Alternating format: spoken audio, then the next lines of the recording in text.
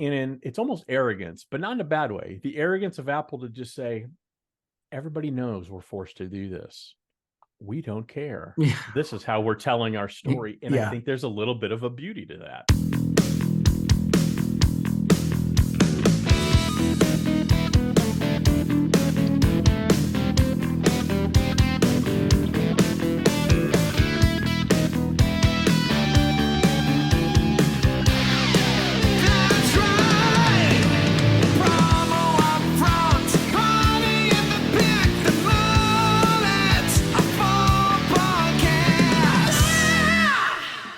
She walks down the street, knocking them dead. Store window dummies even turn their heads. Showed up! Powerful stuff as we start off episode number 169 with a little fabulous Thunderbirds for you. That ought to wake you up. It sure did me. I'm one of your hosts, Bill Petrie. With me, as always, let's call him the patron saint of promotional products, the one and only Kirby Hasseman. Kirby, how the blue and white striped are you? Yeah, I'm doing well. Got my Adidas. I'm repping my Adidas today. No, I'm doing real well. Just trying to kind of kick it off. Fall here. I finally hitting that season, and it's been kind of nice actually. Kind of getting away from the heat a little bit, and good. Yeah, things are going pretty well for me, buddy. How about you? Things are good. It's been an interesting week. I think probably my guess is you have up front. You'll probably be talking about that as my guess. Mm-hmm. But it's been a good week. Busy. Getting ready for the second promo cruise. Sailing 5 weeks from tomorrow as this comes out. So sailing on November the 4th. Mm-hmm. Great list of suppliers. Fantastic group of distributors. So really excited about that. But, as we're rapidly approaching the end of the year, Kirby, and you referenced it when you're talking about how it's kind of fall. Yeah. I know this might shock you, but it got me thinking a little bit. And, as we're kind of short on time for the end of the year, Kirby. Yeah. Here's the thing. We're entering that home stretch, and it's really the most important. There's two most important parts of the year: the beginning of the year when you got to get out of the gate quick, and the end of the year when you got to finish strong. And so now is the time to do that. Exactly that. Focus on finishing strong. And as always, our friends at PXP Solutions, Bruce Jolish, they have some suggestions to help. They shared with them last month, but they thought it was important enough to share them again real quick. Okay. Review your prospects. Has anything fallen through the cracks? Focus on quality, not quantity. Quantity in the beginning of the year is probably a smart play. Quality at the end of the year is definitely the smart play. Right. Never end a conversation without a plan for the next step. Love that. Get laser focused on a niche within your market and target market. And then, of course, if you have apparel decorating needs, don't forget to call our pals over at PXP Solutions because they can handle all of your apparel decorating needs. Now, Kirby, I know you love little reminders like that. Even though we intuitively know what they are, it's a great thing to get. Dude, one of the things that you've heard me say it a million times, my favorite quote in the world is the greatest distance in the world is the distance between I know and I do. Yeah. So when I hear those reminders, I'm like, okay, yeah, A, it's a good reminder for me. B, it's a great reminder for me to remind my staff. And a C or 3 or 4, it's also a really good reminder that the best fourth quarters happen with the best suppliers. And so I appreciate you. Yeah, 100%. So this is the time to enter that final sprint to hit your goals for 2023. Your efforts and your focus will be rewarded. And when that final push includes some amazing, unique, and creative decorated apparel, give our pal Bruce Jolish a call at 214-226-3105. That's right. That's his personal cell phone number, folks. And hopefully he realizes we actually do have 2 more listeners because people are going to call him. Yeah. And he and his team at PXP Solutions would love nothing more than help you close out the year strong. Of course, you can email him at bruce@pxpsolutions.com. Now, Kirby, you have up front today. I have no idea what you might be talking about. Please shock me. So big news, right? One of the things that we have talked about on this podcast, and you're usually the one that brings it up, is to say that, we would be tone deaf if we didn't bring up certain topics. And I think today's one of those days. And I think while it probably is going to make you uncomfortable, tough. So PPAI has made a big announcement, the Icon Award winners. And they've actually talked about their plans to honor them as well. And it's changing up at Expo. But the Hall of Fame inductee for the 2024 Icon Awards, PPAI Hall of Fame inductee is Dave DeGreff. And so congratulations to Dave. Very excited about that's such a huge honor, right? Absolutely. Dave's a great guy. I've had an opportunity to work with him a little bit when he was the executive director at HPPA, Nice. always willing to volunteer his time. And he's just a really tremendously nice guy. Not as well known as a lot of people are, but I tell you what, that guy, you can't tell a story of the promotional products industry without Dave DeGraff. So congratulations to him for sure. Absolutely. So congratulations, Dave. And then the other award is the PPAI Distinguished Service Award. And the recipient, I have it right here, is Bill Petrie. Congratulations, buddy. Thank you. And so I think you said you're going to plan on asking me a couple questions before you do. Yeah. A couple things. Number one, I'm tremendously honored. You nominated me. The nominator was super handsome for sure. Very, very attractive, very sassy, quite frankly. So we're recording this Thursday morning. The announcement actually is coming out Thursday afternoon. So I'm kind of sitting on pins and needles. I wonder how people are going to react. I'm a little off kilter about that. But one of the things I did want to share though, before you launch into your, the questions people are demanding you ask. Yeah, right. Is that I had no idea. Truth be told, I had zero idea you nominated me. That's 100% accurate. That's true. Yeah. The things you wrote about, I appreciate. Maybe you'll touch on those in the questions, so I'm not going to say anything there. But I'm pretty excited about it. Yeah, as well you should be.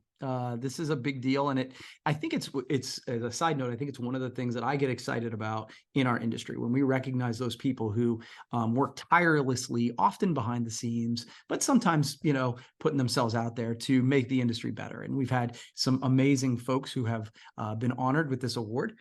So yeah, you're right. I would like to ask you a couple questions if that's okay. It is okay, and hopefully people can hear me better since I changed my microphone. I'm so off kilter. I am so off kilter. I did not set up my my amazing podcast studio as I do normally. So yeah. No, it's good.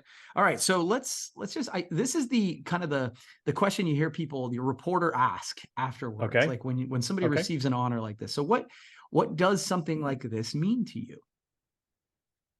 I'm going to go probably more in depth on this on a blog. I'm going to write about it, obviously. I think what it means to me, I was thinking about it this morning, and so much of, being given this honor is, you help people, you reach out, you try to elevate others. And a big part of that is I get huge satisfaction out of helping others. So many people have helped me. I would feel very dirty, wrong if I didn't do the same thing for others. And the other thing is, it's a testament to the power of not being able to say no, quite frankly. And there's a little truth to that. It's a joke, but there's a little truth to that. One thing I learned from you a long time ago is if it's not a hell no, hell yes, it's a no. And I have applied that, but I still have that affinity. If someone has the courage to ask me for help, I feel very bad unless it's just cannot work out time-wise. I feel bad saying no. So I'm a pretty easy mark. No, that's fair. So, and actually it kind of leads nicely into my next question, which is, look, you've been doing this for a long time and you alluded to it, but you could easily say, look, I've done my part. And I'll be candid. There have been times where I've done a lot of volunteering like locally and whatever. And sometimes I'm like, okay, it's someone else's turn. So why do you still do it? Because you've served on Promo Kitchen, you've served on all the regionals, you've been on the rack board, you've served. There's a reason you're getting this award. So why do you still do it? Because it means something to give back to others. I think the greatest gift anybody can give anybody else is time.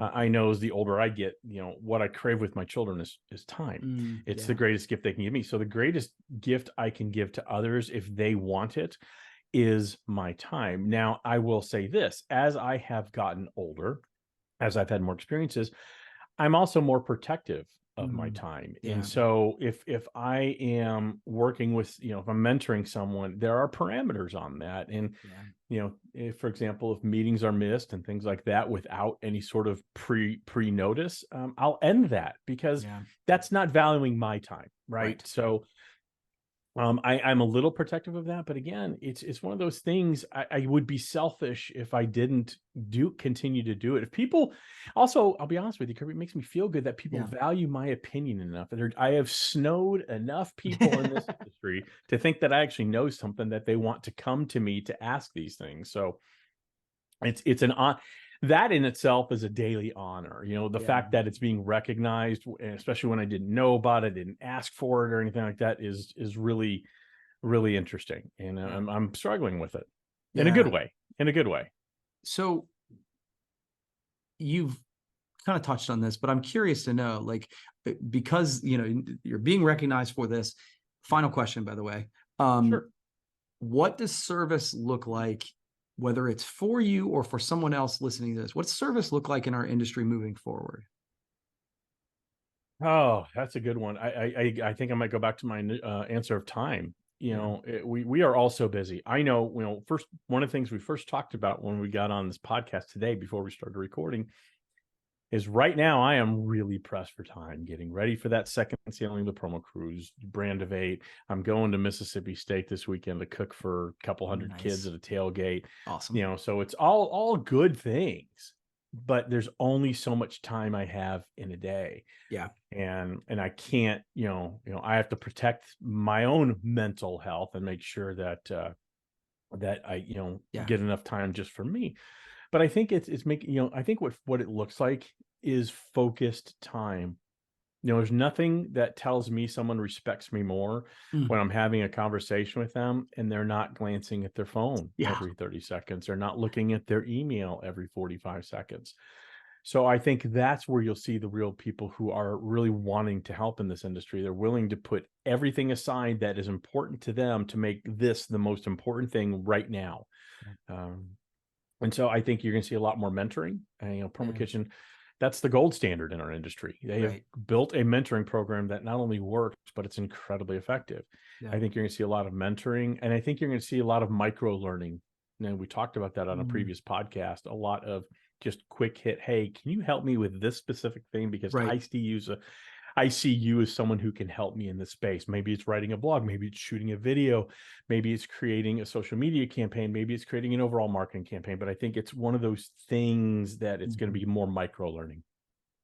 Yeah, I think as you mentioned that I nominated you. And so, I think one of the things that we talk about is like, okay, there's the one-on-one thing. And I think sometimes we don't but we don't always think of it as mentorship or giving back when you create content in the industry as well. And that's something that I think, depending on what your area of expertise is, what your level of comfort is, there are a lot of different ways that you can volunteer and mentor.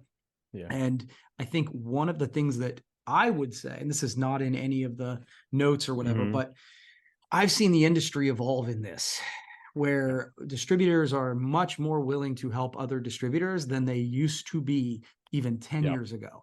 And I think that you are one of the reasons for that. So congrats and thank you. Thank you. And, if I can touch on that, because you're right. Sure. When Kevin Walsh, the current chair of PPAI, called me, and honestly, I've known about this for 6 weeks. I didn't tell you I knew. I didn't tell anybody. I told my wife. That was about it. And one of the things he said, it was a blog I just written, and he said, I really enjoyed that. And I said, thank you. And he said, don't ever underestimate the power of what your blogs do in terms of helping people in this industry. And he made a point that the content that I have created, and honestly, I pale in comparison to what you do. But that content I created is a big factor in why this award is being given to me. And so makes sense. I it's one of those things. I don't love when people say I'm honored and humbled. Yeah. I'm not humbled at all. I don't. Well, and I don't mean that in a shitty way. I'm honored. It's a validation. I'm honored and validated is what I am. I like that. And I don't. And again, I don't. And I like to think I'm almost always humble. So it's always weird. I find that a very strange juxtaposition that I'm honored and humbled. It seems like something people just say without very little thought to what they're actually saying. Of course, I'm humbled by the fact that I'm being recognized, but I'm also validated. And it feels really good that writing a blog every week for 7-10 years, 12 years now, doing this podcast with you every week for 6.5 years, you know, and all the other content that I do out there has value. That's validating, Kirby. That's really, and so I can't thank you enough for nominating me. One of the things you wrote is that I take a very difficult and challenging role in the industry by questioning everything. But it's a critical one, and I agree. And so I think I made a joke to you the other day when we spoke about this. You know, sometimes you have to be the fly in the ointment a little bit to make sure that other people get recognized and that things do get elevated. So again, thank you. And I really don't want to talk about it anymore. Congrats, buddy.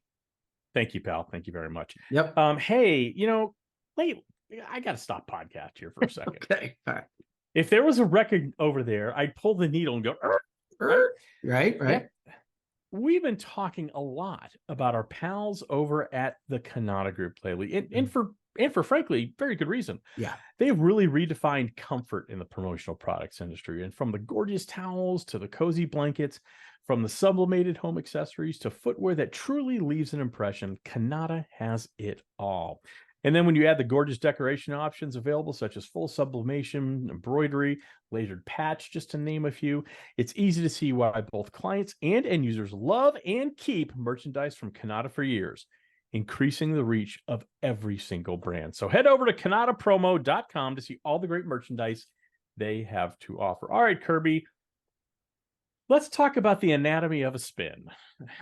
Okay. Let's take a hard left turn. Love it.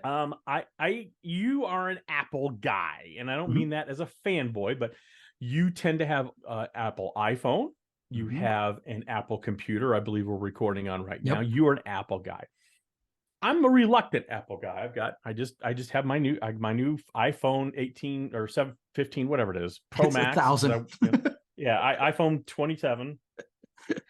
But I have everything else I have is PC. It's you know, and I keep getting iPhones because I'll be honest with you, I'm lazy. I don't want to learn a new operating system for a phone. That's really the bottom line. I think there are strengths and weaknesses of both device types. Yeah. So, but when Apple rolled out the iPhone 15, and we knew this was coming, one of their big innovations, and let's be honest, innovation has not really been part of Apple for about a decade now, if we're being honest, was putting USB-C in the phones, right?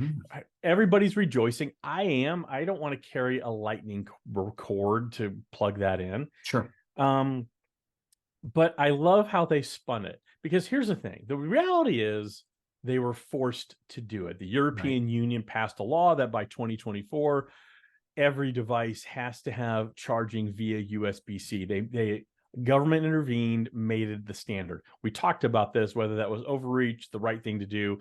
Doesn't matter for this conversation. It's an is now. It doesn't matter. Apple, during their big rollout that they always do when they announced the new iPhone, said, the same cable can now charge all of your products. And we are making USB-C the universally accepted standard. I have a couple questions. You see, you're more of an Apple guy than I am. I'm kind of a reluctant Apple guy. It's a fine device.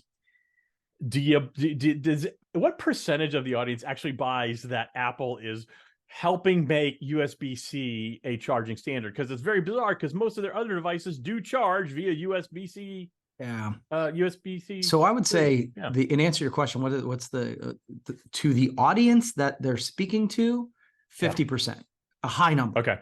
Because it's amazing. It's amazing. Because they are that's what they're listening to. They're not paying attention to what the European Union is doing and all that stuff. The other thing I would say is that historically, that is something that Apple did do. It was one of the things I loved, is like if I bought a computer for my wife or a computer for my daughters or whatever, they all had the same charging mechanism so that I could do that. Then they stopped doing that, which drove me batshit crazy, because I was like, damn it, you had this right, and then you changed it. So my guess is that a percentage of people were like, oh yeah, Apple always does this. Right. I understand the difference, but my guess is a high percentage.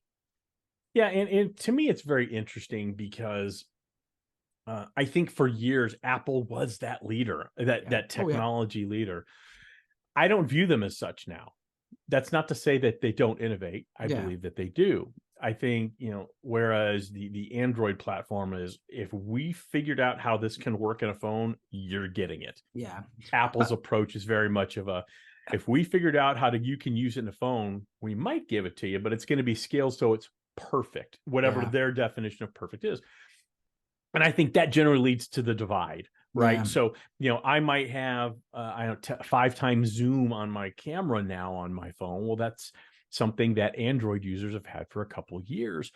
And Apple would argue, probably rightfully so, that the more if you get to 10 times, it's so pixelated, it's not that great. Yeah. So I see both sides of it. It's just very interesting. And I just love the fact, and it's almost arrogance, but not in a bad way. The arrogance of Apple to just say, everybody knows we're forced to do this. We don't care. Yeah. This is how we're telling our story. And I think there's a little bit of a beauty to that. Well, and the other thing I would say is, you and I've talked about this. We were talking about innovation in a different topic just like a month or so ago. Yeah.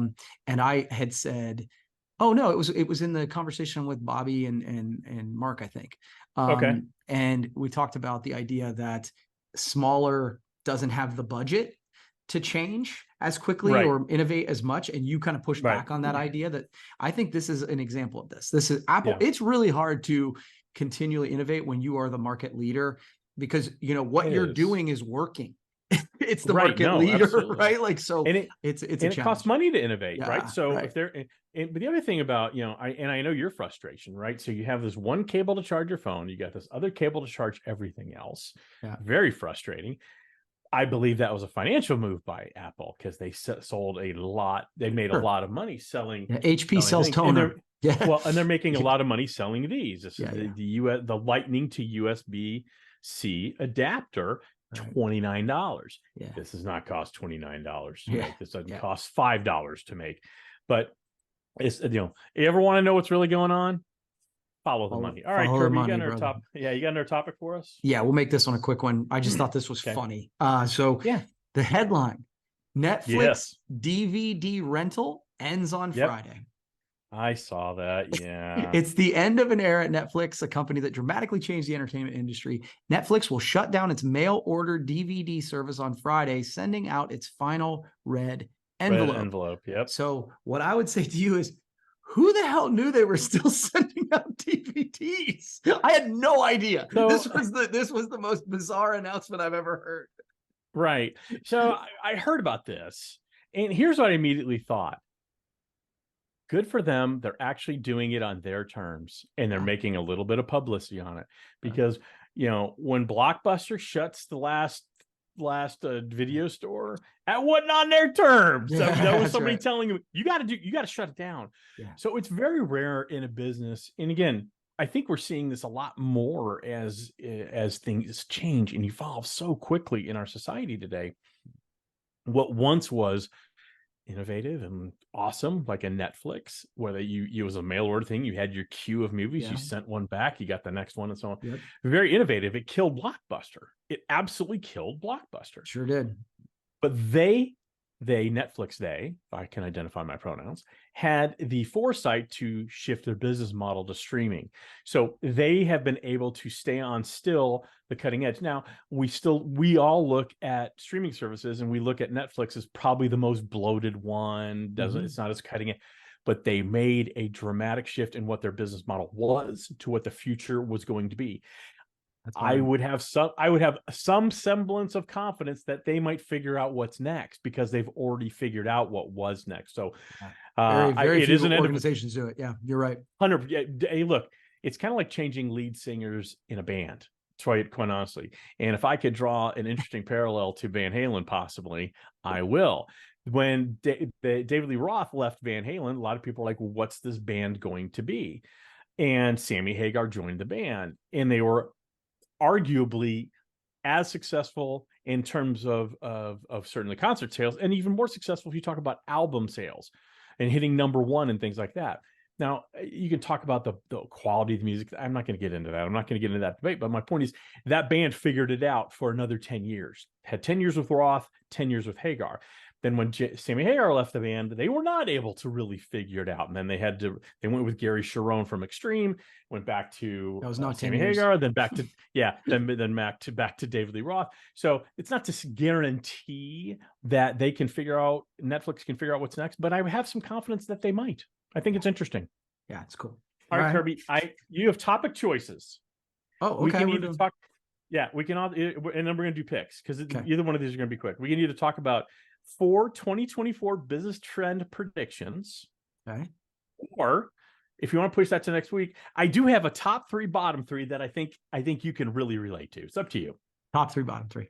Excellent. I thought you might say that. All right, Kirby, this is something I think that's really going to relate to you and everybody else. We're going to go top 3, bottom 3 days of the week. All right, here we go. I love it. Do you want the top? Let's go top 3 first. If that's okay sure. with you. Sure. The third best day of the week. Okay. Monday. I like Mondays. I Okay. think you do too. Mondays energize me. It's the Yeah. beginning of the week. I know Sundays technically from a calendar perspective, beginning of the week, but I look at Monday as the beginning of the week. There's so many possibilities. I like Mondays. Kirby, what are you okay with that ranking? That is, I love, this is the controversial kind of hot take moment of the thing, but I dig it. Because again, if you are purposeful and excited about what you're building, Mondays are not necessarily a bad thing. Yeah. All right. Second best day of the week, Kirby, Saturday. Okay. I love a good Saturday. The previous week's done. Yeah. You're not thinking about the next week. It's just a day of maybe you get some things done around the house. Maybe you do some cooking. Maybe you watch football, whatever it is. It's this day that's really yours. I like Saturdays. I got no argument with that one. That was a good one. All right. No argument. The best day of the week, very controversial here. Oh, no. Thursday. Thursday is the best day of the week. And here's why. Okay. Number 1, I get to podcast with you generally. Okay. But but the real reason is most of the week has been completed. You've got most of your work done. And there's the promise of what's to come in terms of the weekend. Friday's always great. Saturday, Sunday, all that. You have that kind of thing to look forward to. I love Thursdays, period. Just do. Best day of the week, hands down. So I love that you love Thursdays, but this colors the other 2 choices that you just made, right? Like the idea that Friday is not in your top 3 is just, it's going to get pushed back, right? Like, and that would be my only, again, I love Thursday. We do Thursday. I get to podcast with you on Thursday. So this is one of those weird things I'm about to tell is I have stopped drinking on Sunday, Monday, Tuesday, Wednesday. So today I get to have a beer. And there you go. I love that. So I'm in my only pushback. Okay. And you'll address this, I'm sure, in the bottom 3, is that one of the reasons I like Friday really, really well is that everybody else loves Friday. And then because they're in a good mood, it kind of adds less friction to my day. So that would be my only pushback. Kirby, here's why you're 1,000% wrong. Yeah, I have a feeling I might be. Many people like Fridays, and I love Fridays, but most people like them for the wrong reasons because I hate their jobs, their shit's broken, and all that. Yeah. So that's why I would disagree with you just a little bit. Okay. So bring me the bottom 3. So I'm sure Friday's going to be in it. So let's see. Bottom 3. Number 3, the third worst day of the week, Sunday. Okay. It's not that great. It's fine. It's okay. Yeah. But I always find myself getting a little antsy on Sunday. I work from home, so I have a hard time not starting to think about how excited I am for Monday. Okay. All right. So it tends to be kind of almost a hybrid day for me. Well, and I'll go with this one. Okay. I'll go with you on this one. And I think that part of it is it's the idea of the Sabbath and you're supposed to be a rest day. And I really struggle. I struggle with not having a plan. I try to not. And so I actually don't do well with that. So I like it. That's a good one. All right. The second worst day of the week, Wednesday. Wednesday, it's fine. It's again, middle of the week. It really has no meaning. Yeah. It's hump day. I always hate that one. Hump day, then hump day. Yep. Wednesday, it just there's nothing really clinging on to Wednesday. I don't ever look forward to a Wednesday. Okay, I like that. That's good. Okay. And Kirby, the worst day of the week, by far, without question, Tuesday. Okay.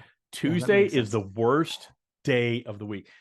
There's only 7 days, so one got left out. That was Friday. Okay. Tuesday is the worst day of the week. You're done with the excitement of Monday. Okay. You have most of the work week ahead of you, and so that can be good, bad. I mean, I think we all prefer a vacation week over a work week. Yep. So you have a lot of work ahead of you. It just seems like it's just like there's never ending. I'm never going to get to Thursday, which I think we all want to get to. So Tuesday, by far, the worst day of the week. I can't wait to hear what the audience has to say about this. And by the way, I love your hot takes. These are fun. This is even if you're there's nothing better than hot takes on things that truly don't matter. All right, Kirby, speaking of things that barely matter, let's talk about our football picks. You had a great week last week. You went 5-1, which means you are overall 11-16. I mean, I'm sorry, 11 victories, 5 losses. Yeah. Very good. Yeah. I had an okay week, 4-2. That's still a good week. I'm also 11 wins, 5 losses. We are dead tied. Okay. Dead tied. Are you ready for the games this week? All right. So this week for colleges, let's go through them. All ranked teams. I love it when ranked teams play. You know that. Number 11th ranked Notre Dame, coming off a very tough loss to your weird coached Ohio State team. Visiting Duke, number 17. Ryan Day is a strange man, and he needs to stop coloring his beard. But that's not what we're going to talk about today. Notre Dame, 11th ranked, goes to Duke, ranked number 17. Who you got? You know, a lot of times this is what I do is I vote with my heart, not my head on this. It's at Duke, which gives me some trouble. But I'd like to. I think that Notre Dame will bounce back and stay relevant in the conversation, and that also helps Ohio State. So I'm gonna say Notre Dame wins this one. Hold on, do you smell that? I smell an upset. That's what I smell. Here's the thing: Notre Dame can't get enough players on the field on consecutive plays, so I really have no belief that they can go into Duke and win. Give me Duke. All right, Kansas ranked number 24 at Texas, ranked number 3. That's in Austin. Now, Kansas has a rich history lately of beating Texas when they're not supposed to, just to remind you. Where did you say that one? It's in Austin. It is in Austin. Yeah, give me Texas all day, every day. All right. Well, I don't know if you can smell. I smell an upset. Give me Texas. Give me Texas in there. All right. Number 13th ranked LSU Tigers going into Mississippi. Ole Miss at ranked number 20 going into Oxford. What do you got? Yeah, this was the tough one for me. Because LSU has looked both good and just atrocious this season, in my opinion. But I just think they've got better horses. I'm going to go LSU on this one. Yeah. Didn't know horses played on the team. Very interesting note to put down. I smell an upset, Kirby. Give me the Ole Miss Rebels in an upset in Oxford. All right, Kirby. Let's go to the pro ranks. Again, just to remind everybody, all proceeds, Kirby and I have a bet. The loser donates $100 to PPEF, the Promotional Products Education Foundation. All right, Kirby. Tonight, Thursday night, the Detroit Lions at the Jordan Love Green Bay Packers. Who do you got? Yeah, I think this is the show up game for the Detroit Lions. I think they've had this game circled on their calendar since the beginning of the season. So I think that this is the moment that the Lions show up for real. And so I'm picking the Lions. All our NFL picks this week are division foes. I like division play, much like I like top 20 matchups in the colleges. And if there's one thing I've learned in both years I've watched football is that when division opponents play, you got to throw out the records. You got to throw out the records here. Give me the Fighting Dan Campbells of Detroit in a win there. All right. Baltimore, the Ravens at your beloved Cleveland Browns. Who do you got? Who do you got? So this is the easy one for me to pick because I would pick the Browns no matter what. That being said, the Browns defense is ridiculous. If Deshaun Watson can recapture even a little bit of what he was back in 2019, Browns are going to be legit. So I think the Browns win this game. And here's where the written word would not do you well. The word ridiculous. When you say the Browns defense is ridiculous, but then you say the Cowboys defense is ridiculous. Two different meanings there, guys. Anyway, back to our picking. I tell you what, again, division foes, you got to throw out the records. Give me the fighting massage therapists here. I will take the Browns. All right. Woof. And what is probably the game of the week, the Miami Dolphins, who put up 70 points last week, crazy, at the Buffalo Bills. That's in Buffalo, Kirby. This is going to be the game of the week. And because of dumb NFL flexing schedules, it's going to be a 1 o'clock Eastern time start. Yeah. This is a tough one to pick, but what's the date today of the game? October the 1st. So not December, not January. Not December, not January. That's correct. Yeah, it's going to be balmy. The weather's going to be fine. Yeah, Miami's looked too good to pick against, so I'm going Dolphins on this one. Yeah, give me the Fighting Devin A-Chains from Miami. I will take Miami in an upset.